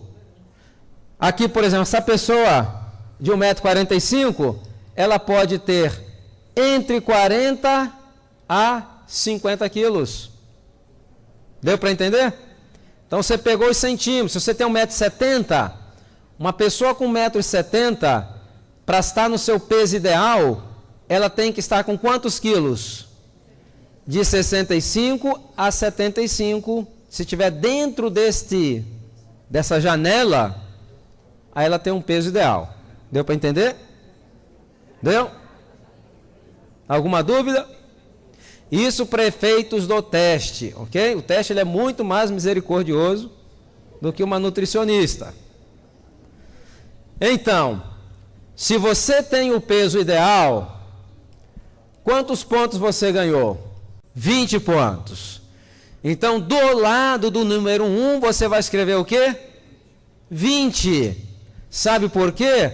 Porque no final você vai ter que somar os pontos que você ganhou para nós compararmos aqui com os parâmetros de idade. Tá certo? Então aí vamos ver a idade biológica baseado no total de pontos. Tem que estar dentro. Ok? Então, pode colocar 0. Escrever alguma coisa ajuda, né? Bom, se você não tem o peso ideal, você não ganhou nada. Bem-vindo ao clube. Eu também não estou com o meu peso ideal. Eu tenho muita dificuldade de manter meu peso. Na minha família, por exemplo, pra vocês terem uma ideia, a média de vida por parte de mãe é menos de 50 anos. Todos morrem muito jovens. Infarto do miocárdio, derrame cerebral. Minhas primas que estão vivas, a maioria já não está, elas são todas complicadas com diabetes. Minha mãe, ela teve derrame com 29 anos de idade. Com 45 anos, ela teve o terceiro derrame cerebral. E viveu o resto da vida com a completa incapacitada. Então, eu não tenho muita energia vital. O que eu tenho feito é administrar aquilo que sobrou para mim. E nos últimos 30 anos, graças a Deus, não tenho tido nenhum problema de saúde. Mas se eu tivesse seguido o estilo de vida da minha família, não tivesse conhecido essa mensagem, outra pessoa deveria estar dando essa palestra aqui, que eu certamente não estaria aqui. Então, tem um metabolismo muito lento. Bom, então, se você tem o peso ideal, você ganhou 20 pontos. Sim. Independente. Isso é uma base para efeito do teste. Ok? E aí se você... Oi? Como é que é? Não, ao contrário. A quantidade de jovens obesos está epidêmico. De crianças está epidêmico. Normalmente os velhos que tendem a ser mais magrinhos. Sabe por quê? Que o magro vive muito. Essa é a dura realidade. Ok? Dura pra gente, né? Não para eles. Bom, todo mundo faturou 20 pontos, né? Bom, se você não tem o peso ideal, o programa de revitalização amanhã. Vamos lá. Número 2. Você não é hipertenso, você não sofre da pressão arterial elevada. Você não sofre da pressão arterial elevada, você ganhou 20 pontos. Ok? Pergunta número 3. Você não é diabético. Se você não é diabético, você ganhou quantos pontos? 20 pontos. E se você for hipertenso e diabético? Programa de revitalização física e mental amanhã à noite. Não se esqueça. Sim. Não existe pré-diabético, né? Isso aí é mais uma palavrinha de conforto, né? Pré-diabético, na realidade já é diabético. Mas quem está com 104, a fase da enfermidade 100% reversível. É uma questão de estilo de vida. Então você pode voltar a ser normal, um metabolismo normal. Entretanto, se você deixar, vai a diabetes tipo 2, agravada, e aí, quando chegar a insulina dependente, o negócio é mais complicado. 0. Amanhã à noite, ok? Pergunta número 4. Você não tem problemas do coração? Não é que se você não está apaixonado, não. Se você não está tomando algum medicamento, tem alguma patologia no coração. Se você não tem, você ganhou quantos pontos? 20 pontos. Pergunta número 5. O seu nível de colesterol de baixa densidade, ele está normal, ok? Normal aqui no Brasil, eu creio que é menos de 200 ml, não é? Entretanto, esse normal é baseado em uma população média que já tem muito alto. Então, quanto menos, porque já ali já é o limítrofe, né? Então, mas se ele estiver abaixo de 200, quantos pontos você ganhou? 10 pontos. Entretanto, tem pessoas que não sabem. Porque não sabe, tem que fazer o quê? Um exame. E aqueles que têm um exame feito nos últimos 6 meses, pode utilizá-lo como parâmetro. E isso vai se aplicar para as 2 perguntas seguintes. Ok? Pergunta número 6. O seu colesterol de alta densidade, aquele chamado colesterol bom, que eu creio que desejável acima de 65, ele está no nível desejável? Se ele estiver, quantos pontos? 10 pontos. Agora, você vai se perguntar, puxa vida, mas uma pontuação tão baixa para o colesterol, não é? Não é? Então, é esse outro mito que nós vamos derrubar. Na realidade, o colesterol, ele não é um indicador de enfermidade cardiovascular com precisão. Por quê? 6 de cada 10 pessoas que têm infarto do miocárdio têm nível de colesterol normal. Ok? Então ele é um indicador, mais como se faz propaganda das estatinas, essa coisa toda. Então, existe um outro marcador que chama-se homocisteína. Esse é muito mais acurado que o colesterol. Nível de homocisteína, que é um aminoácido, que é um marcador inflamatório. Homocisteína muito alto, alerta, ok? Pergunta número 7. E o seu nível de triglicérides está normal? Triglicérides persegue aqueles que gostam muito de sucos, de massas, não é verdade? Doces. Se o seu nível de triglicérides está normal, você ganhou quantos pontos? 10 pontos. Pergunta número 8. Você não tem nenhuma doença crônica. Deixa eu definir o que é a doença crônica. Qualquer padecimento ou desconforto que esteja com você por mais de 6 meses. Qualquer doença, padecimento, desconforto que está com você por mais de 6 meses, já tem tempo de casa. Às vezes é muito difícil mandar embora. Então, deixa de ser agudo, passa a ser um problema crônico. Exemplo, se você tem uma rinite já por mais de 6 meses, deixou de ser agudo. Se você tem uma alergia, se tem gastrite, se tem hipertensão, se tem diabetes, qualquer padecimento, se você não tiver nenhum padecimento crônico, você ganhou quantos pontos? 20 pontos. Sim, alguém levantou a mão lá? Alguém levantou o lápis ali? Não? Ah, ok. É crônico também. Então, mais do que ninguém, essas pessoas precisam cuidar da saúde porque já têm certas deficiências. Oi? Câncer? Sim. O que mais? Oi? Também é. Então, quem falhou naqueles, automaticamente vai falhar. Se está por mais de 6 meses, né?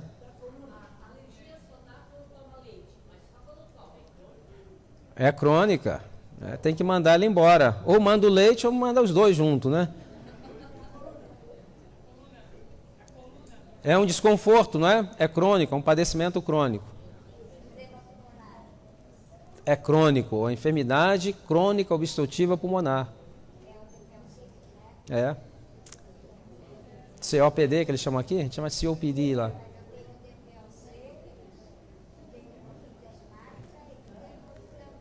Então você está no lugar certo para poder compensar esses problemas que você tem. Tá certo?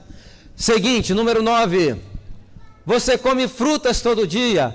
Pelo menos uma porção, pelo menos uma banana, tenha misericórdia, alguma coisa. Se você come pelo menos uma porção de frutas, você ganhou quantos pontos? 10 pontos. Pergunta número 10. E verduras, pelo menos uma porção de verduras todo dia?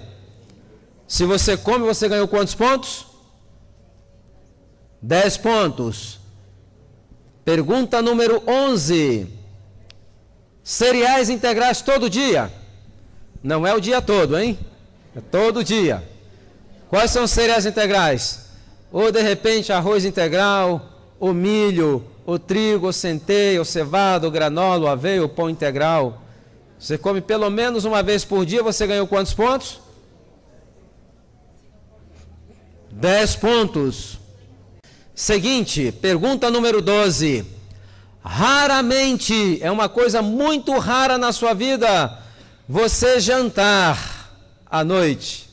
Você normalmente come um lanchinho pelo menos 3 horas antes de dormir.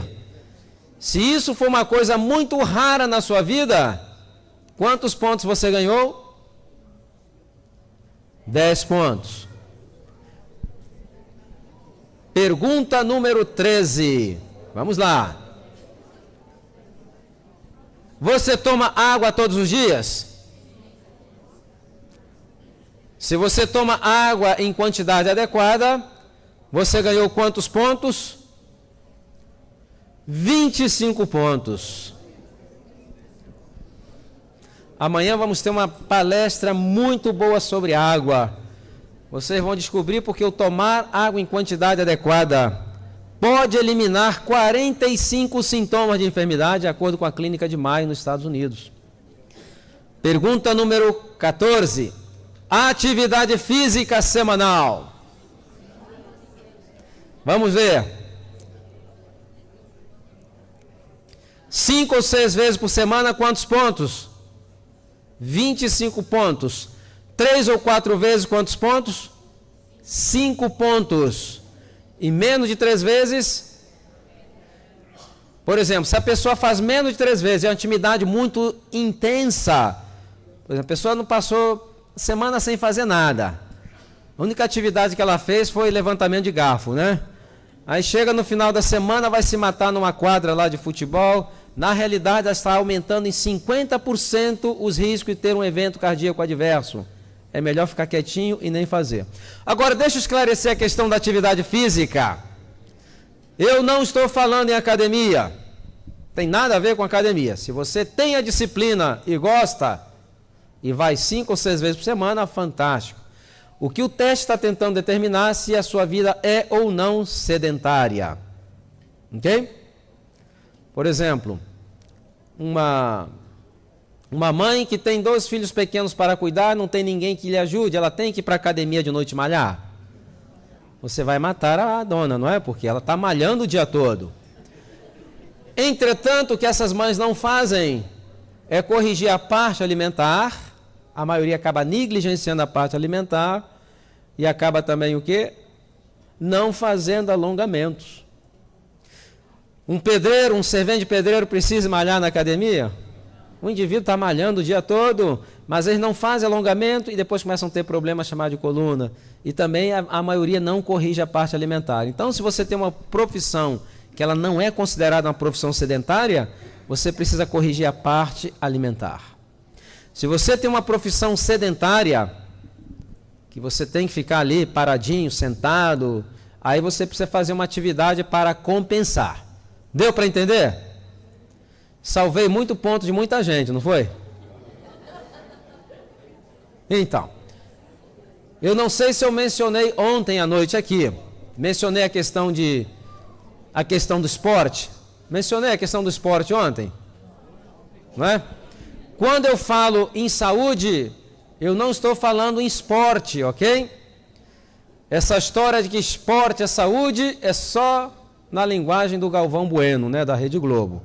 O esporte profissional, competitivo, intenso, nada tem a ver com saúde.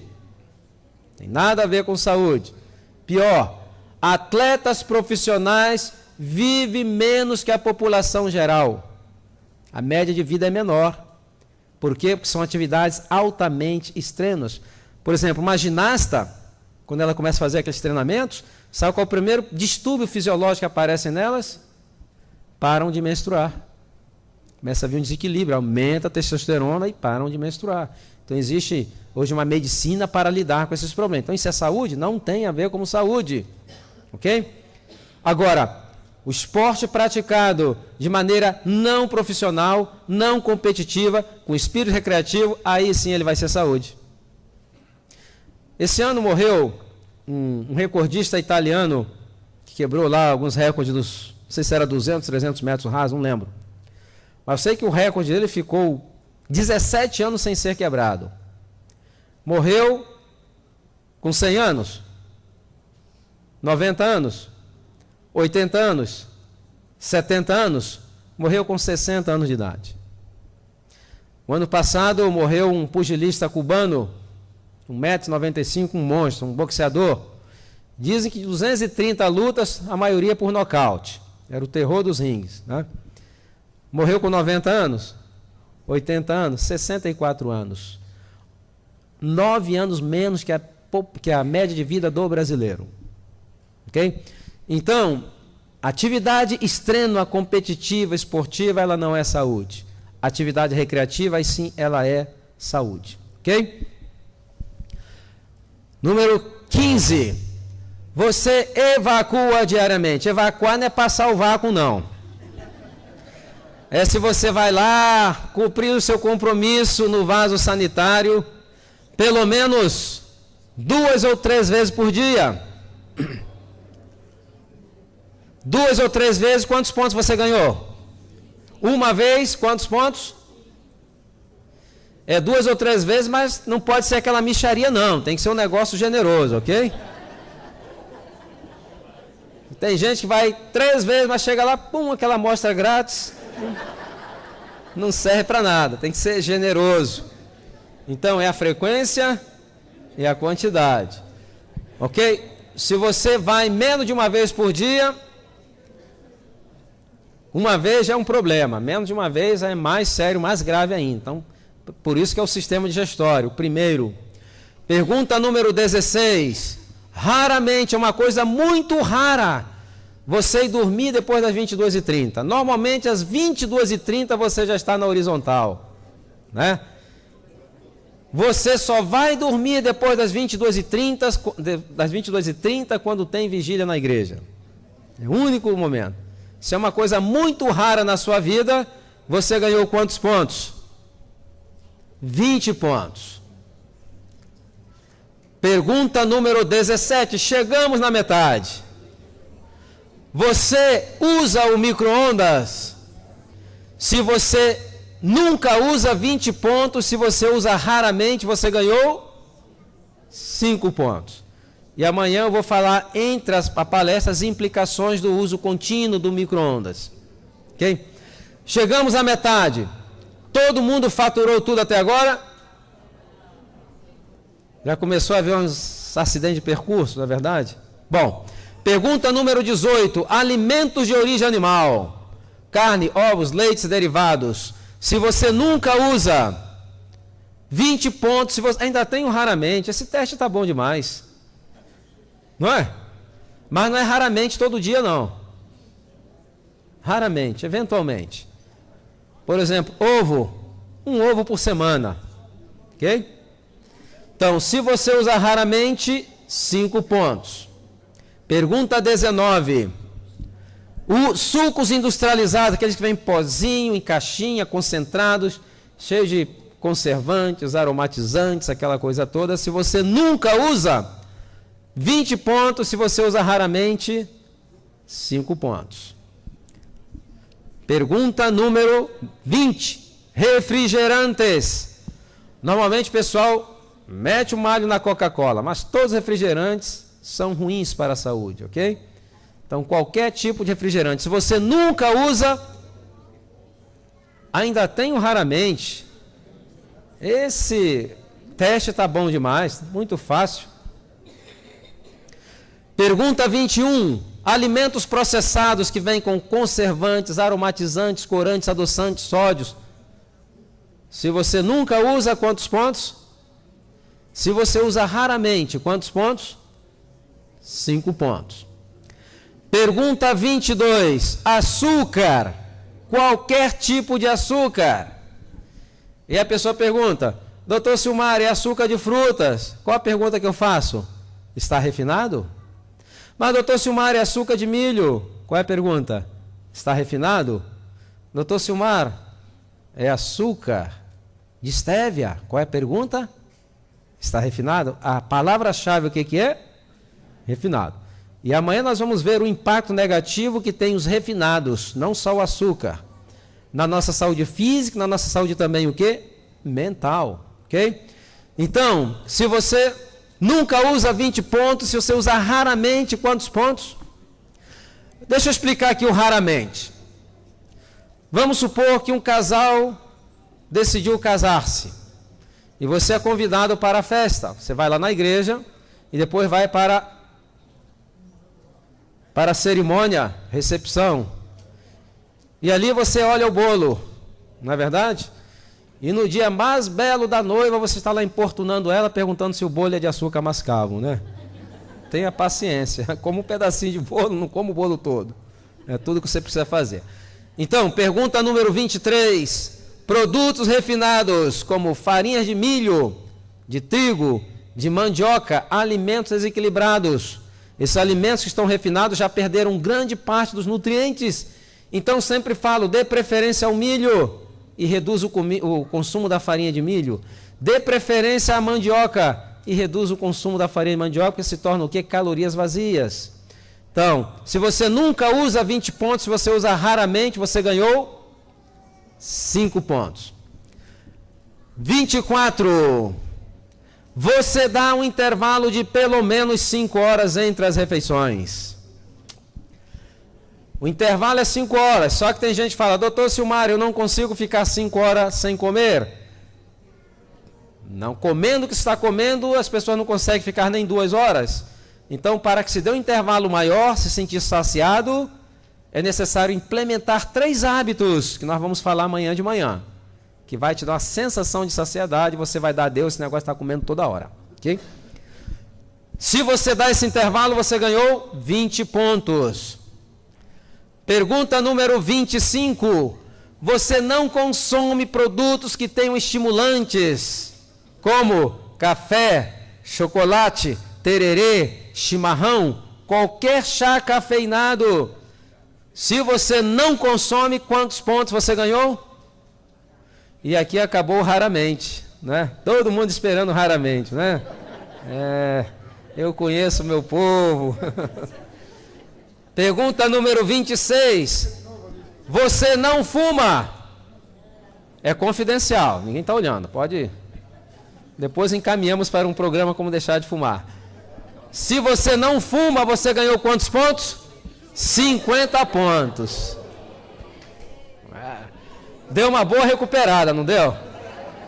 Olha, lembre-se que eu mencionei pela manhã que os nossos problemas não são as raposonas. Não tem problema. São as raposinhas, está aí provado. Agora, a experiência, quem faz o teste aqui da frente, ela é única. Todo começa com um sorriso de orelha a orelha. Eu não sou diabético, não sou hipertenso. Aí vai chegando a pergunta 14, 15. Tem uns que jogam papel para o lado, como se a culpa fosse minha, fazem birra, não é verdade? Aí, quando chega no cigarro, começa a ver esperança novamente, né? O semblante brilha. Vamos lá. Pergunta número 27. Você não bebe bebidas alcoólicas? Se você não bebe bebidas alcoólicas, você ganhou quantos pontos? 50 pontos. 28. Você não usa drogas ilegais. O álcool, nós já falamos dele. É uma droga legal, mas nós já falamos dele. Falando que são medicamentos, né? Entorpecentes, essas coisas. Se você não usa, você ganhou 50 pontos. Deu uma boa ajustada, não deu? Porque salvo adventista, esses 3 maiores fatores de riscos aí para a saúde, né? Pergunta número 29.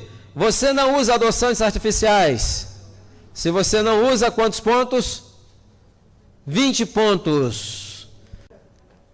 Não, stevia é natural, mas é refinado. A stevia infusão, ela não é refinada. Entendeu? Pergunta número 30. Você não toma líquido... Deixa eu esclarecer aqui. Na realidade, ali deveria ser água. Por exemplo, se eu pela manhã for tomar meu desejum, eu pego lá o meu pão integral, coloco lá uma pasta de amendoim, não é? E aí eu pego um copo de 150 ml de suco de fruta doce, temperatura ambiente, faz mal ou não faz mal? Faz? Bom, quantos acham que faz mal? Quantos acham que não faz mal? Uma grande maioria não acha nada, não é? Não acha coisa nenhuma. Bom, então na realidade não faz mal. Por quê? Agora, se você tomar meio copo de 150 ml de água, faz mal ou não faz mal? Faz mal. E a diferença é a seguinte: a água, quando você coloca na boca, por retroalimentação, o cérebro interpreta como se fosse já enzima digestiva e acaba reduzindo a liberação de enzimas. Então aquilo que você comeu já vai descer só com água praticamente. Entretanto, o suco não tem esse efeito. Por quê? Porque ele possui açúcares simples que tem que ser desdobrado, então não tem esse efeito de inibir a produção. Essa é a diferença. Deu para entender? Serve como alimento, mas tem que ser o quê? Temperatura ambiente e não uma quantidade. Se você toma lá um pedaço de pão certamente com 2 copos duplos aí sim vai ter problema, né? Que vai diluir o suco gástrico. Em quantidade pequena, não é? Exato. Ele é um nutriente, não é água. Bom, se você não usa, quantos pontos você ganhou? 20 pontos. Pergunta 31. Estamos chegando. Queremos terminar isso às 7 horas da noite o máximo, hein? Você come devagar e mastiga bem os alimentos? Deixa eu dar aqui o parâmetro e a gente vai ver a mastigação amanhã.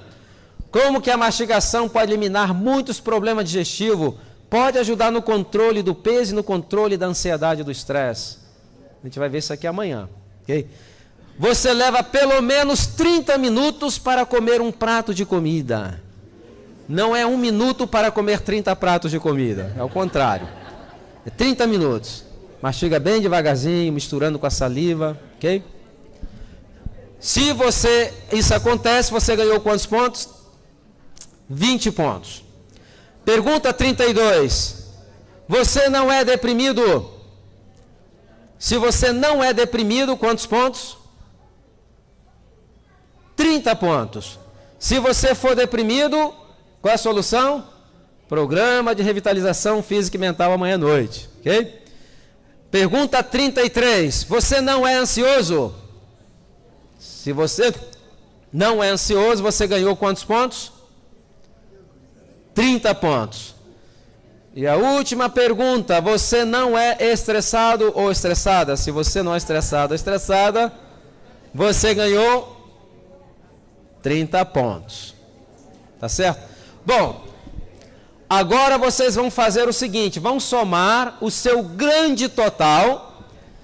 Depois que somar esse grande total, a gente vai comparar com 7 parâmetros. E aí você vai identificar a sua idade biológica e você vai ver os riscos de enfermidade. Eu creio que tem gente aqui com 40 anos, segunda-feira já vai dar entrada na aposentadoria. Falou, o doutor falou lá que eu já posso, né? Então, vamos somar aí o total.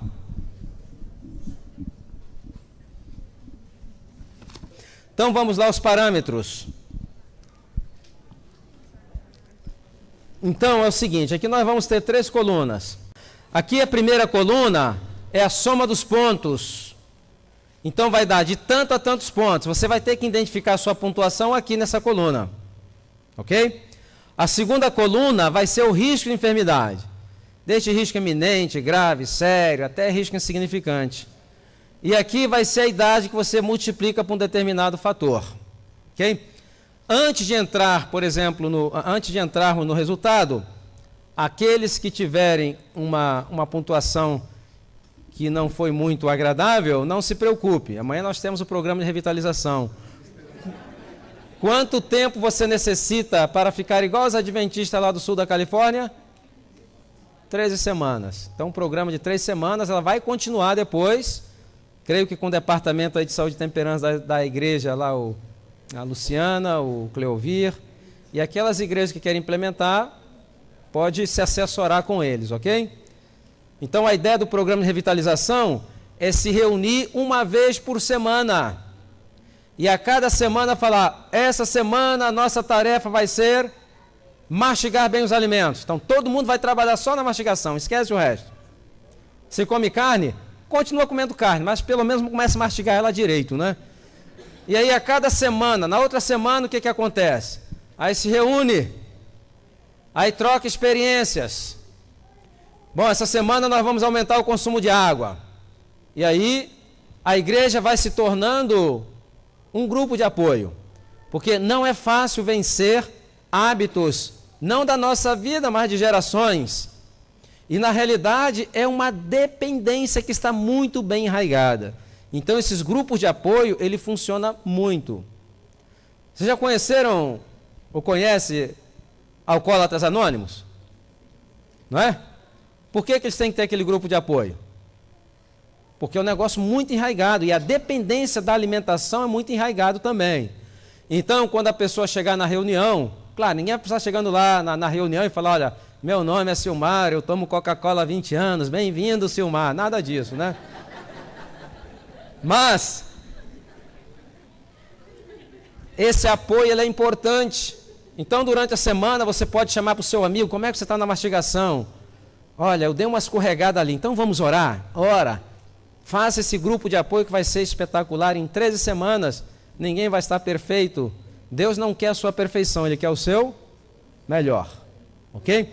Então, a Bíblia diz o seguinte, a Bíblia não, o Espírito de Profecia fala, se nós fizermos o melhor para cuidar da nossa saúde, Deus abençoará o quê? Os nossos esforços. Ok? Então, vamos lá. Primeiro parâmetro, aqueles que tiraram de 199 pontos para baixo, o risco para a saúde é um risco o quê? Iminente. Essa pessoa é uma bomba ambulante. Ela pega a idade e multiplica por quanto? Por 2. Se ela tem 40 anos, qual a idade dela? 80 anos. A minha pergunta é a seguinte, alguém tirou menos de 199 pontos? Fala que eu vou chamar o SAMU agora mesmo, já manda com uma guia de internação já. Tem esperança, né? Então, na realidade, quando eu dou palestra para agências do governo, corporações, isso aí é muito comum, é um verdadeiro desespero, né? Então, se essa pessoa tiver 60 anos, qual a idade dela? Já está fora da validade, né? Venceu já. Seguinte, parâmetro número 2. Entre 200 a 299 pontos. O risco ainda é um risco o quê? Multiplica a idade por 1,75. Significa, se essa pessoa tem 30 anos, a idade dela qual é? 52 anos e meio. Ok? Eu não creio que alguém aqui tirou isso aí. Se for adventista e tirou isso aí, deve estar fumando ou bebendo escondido, porque só aqueles 3 pontos são 150, né? Pergunta número 3, parâmetro terceiro. De 300 a 399, o risco é um risco ainda o quê? Grave. Aí pega a idade e multiplica por 1,5. Se ela tem 30 anos, qual a idade dela? 45. Se ela tem 40 anos, qual a idade dela? 60 anos. Ok? Muito bom. Parâmetro número 4. Entre 400 e 499 pontos. O risco para a saúde ainda é um risco o quê? Sério. Pega a idade e multiplica por 1,25. Se ela tem 40 anos, qual a idade dela? 50 anos. Porque ela tem 10 anos a partir daí, a mais. Eu nunca pedi para ver, né? Mas normalmente, eu creio que a grande massa de adventistas no Brasil está metido aí, a gente tem que tirá-la daí imediatamente, ok? Bom, quinto parâmetro, de 500 a 599 pontos, o risco é um risco o quê? Pega a idade e multiplica por 1. Se ela tem 40 anos, qual a idade dela? Se ela tem 30, qual a idade dela? Essa pessoa, ela não é uma perdulária, mas também não é um bom investidor. Está administrando mais ou menos ali, literalmente empurrando com a barriga, né? Literalmente. Bom, agora é o seguinte, presta atenção. Agora são os parâmetros que eu quero ver vocês depois do programa de 13 semanas. Que é o parâmetro número 6, de 600 a 699 pontos, o risco é um risco o quê? Ela pega a idade e multiplica por 0,8. Se ela tem 50 anos, qual a idade dela? 40 anos. Se ela tem 60 anos, qual a idade dela? 48 anos. Se ela tem 100 anos, qual a idade dela? Imaginou? 100 anos, mas com um corpinho de 80? Que coisa linda, não é verdade? Bom, vamos agora ao pelotão de elite. Pelotão de elite. Aqueles que estão acima de 700, eu chamo o Clube dos 700. E esse eu mencionei aqui pela manhã, é um grupo tão raro, mas bem pequeno, que eles estão entrando em extinção, deveria o IBAMA protegê-los, antes que se extingam completamente, né? Então, ele pega a idade, o risco é o risco o quê? Mínimo. Existe falta de risco? Não. Você nasceu, já tem risco, ok? Nasceu nesse mundo, já é um risco. O que você vai fazer agora é gerenciar os seus riscos. Você pode ter um comportamento social alimentar onde o risco vai ser muito alto, eminente, ou você pode ter um comportamento social alimentar onde o seu risco vai ser mínimo. Então pega a idade e multiplica por 7. Se essa pessoa tem 100 anos, qual a idade dela? E se ela tem 60 anos? 42 anos. Aqui eu tenho uma preocupação. Sabe qual a preocupação que eu tenho? Com casais. Às vezes a mulher está com 42 e ele está com 80. É um julgo desigual, não é verdade? Por isso que eu animo os casais a fazerem juntos para evitar esse julgo desigual. Para estarem ali em sintonia com a idade. Ok? Muito bem. Então amanhã nós vamos começar a trabalhar em cada um dos aspectos desse teste. Quero perguntar, bom, existe alguém tirou aqui mais de 600 pontos? Levante a mão. Uma saudação JA para esse remanescente aí. Ok? Alguém tirou mais de 700? Era pedir demais, né? Temos um ali, olha só. É mesmo? Vem cá dar uma palestra para mim, vem. Eu preciso. Então, a saudação JA para ele. Muito bem. Ok? Nem tudo está perdido. Ainda há esperança. Muito bem. Bom. Então, amanhã vamos estar aqui às 8h30 da manhã. Aí afora, ao lado de fora, vocês vão encontrar o livro Saúde e Longevidade em 12 Passos. Nesse livro tem o teste. No teste tem as respostas. Aqui você tem 60 receitas de cozinhas alternativas muito saudáveis. É o único livro do mundo que tem bula. Sabia? Tem bula, tem indicação, tem contraindicação, cuidado no armazenamento, tem bula. Aqui tem princípios bíblicos de saúde pública, tem aquilo que a ciência, né, comprovou, que foi revelado pelo Espírito de Profecia, mais de 200 páginas, com mais de 100 referências científicas, ok? Está no livro. Ele vem acompanhado com 8 DVDs, com 15 horas de palestras, aproximadamente, que foi um apanhado de palestra feita nos Estados Unidos, algumas feitas aqui no Brasil. Então está aí afora à disposição. Quanto custa o material? Material, vou dar uma de colportor, é mais barato do que uma úlcera, não é assim que se fala?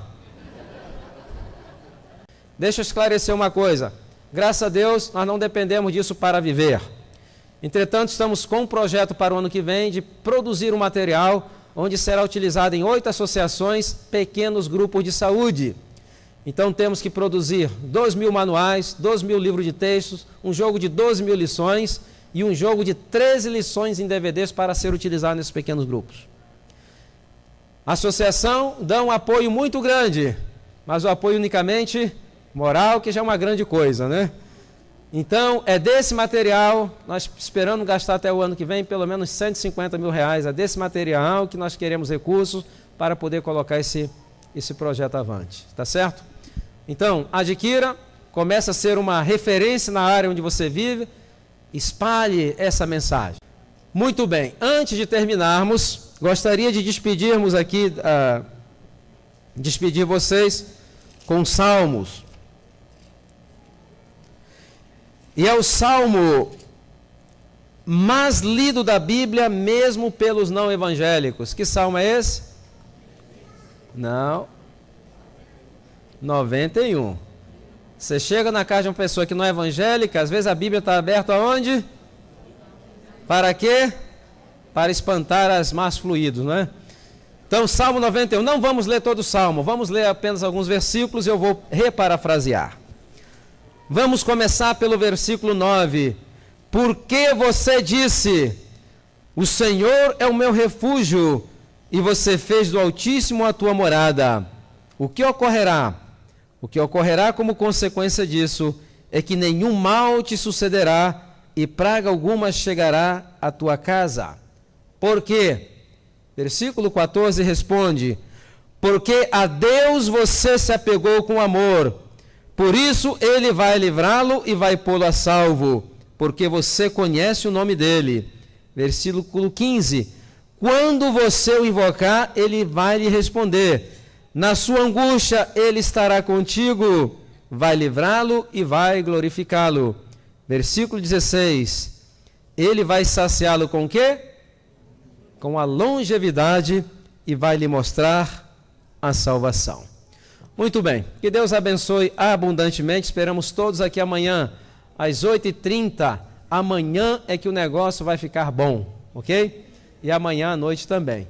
Então quero convidar a todos que se coloquem de pé, quero perguntar ao pastor Edson se há algum anúncio, alguma coisa, está tudo certo? Então eu vou fazer uma oração, depois vou estar aí a saúde para cumprimentar a vocês, ok? Pai nosso que estás nos céus, te agradecemos uma vez mais pela tua infinita misericórdia, pelo privilégio de estarmos aqui aprendendo como cuidar desse corpo que é o templo do seu Santo Espírito. Ajude-nos, Senhor, nas nossas debilidades. Queremos te agradecer também pelo sábado que passamos na tua companhia e te suplicar que continue conosco durante essa semana que se inicia, abençoando a cada líder dessa igreja, a cada membro, a cada criança e também a todas as visitas que porventura estejam em nosso meio.